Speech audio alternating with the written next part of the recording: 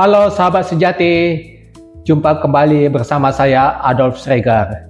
Kali ini kita akan membahas kembali dalam buku leadership ini dengan topik bagaimana membaca dan bersikap terhadap politik kantor. Kembali bersama kita Mentor Brata, kami persilakan. Terima kasih Bang Adolf. Nah, dalam setiap organisasi selalu ada yang disebut office politics ya, atau politik kantor. Jadi setiap organisasi itu pasti ada politiknya ya, berpolitik. Apakah itu kelompok tertentu ataukah keseluruhannya, itu pasti ada.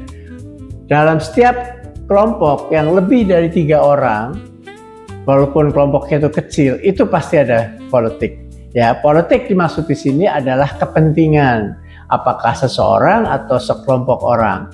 Jadi dalam setiap organisasi itu ada kepentingan-kepentingan kelompok tertentu. Nah, office politik ini apakah negatif atau positif? Ada office politik yang positif, tapi pada kebanyakan itu negatif memang ya, istilah office politics ini. Jadi kalau tujuannya adalah sesuatu yang baik, sesuatu untuk kepentingan bersama, itu positif. Nah, seringkali kita menghadapi kondisi di mana itu negatif ya, karena kekuatan dari kelompok-kelompok tertentu yang negatif hanya untuk mementingkan kelompoknya sendiri ya, atau perebutan kekuasaan, atau perebutan fasilitas atau peluang dan sebagainya, itu selalu ada. Nah, sehingga dengan demikian kita senantiasa dalam setiap organisasi itu harus mencoba untuk memahami ya, apa bentuk office politics di organisasi kita dan bagaimana kita bersikap.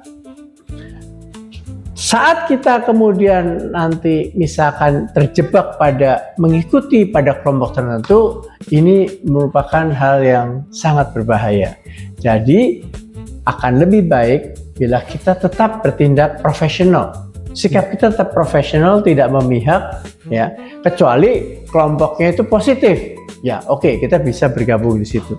Tapi kalau kita melihat pada beberapa kelompok, bisa 2, 3, 4 lebih kelompok yang memang kadang-kadang tidak terbaca secara jelas ya, tapi kita merasakannya ada kelompok-kelompok itu, maka bagaimana sikap kita dan tindakan kita adalah tetap profesional, tidak memihak pada siapapun, dan kemudian kita senantiasa menunjukkan value yang ada ya, sehingga apa yang terjadi, supaya mereka melihat kita itu sebagai individu profesional ya, yang tidak memihak pada siapapun.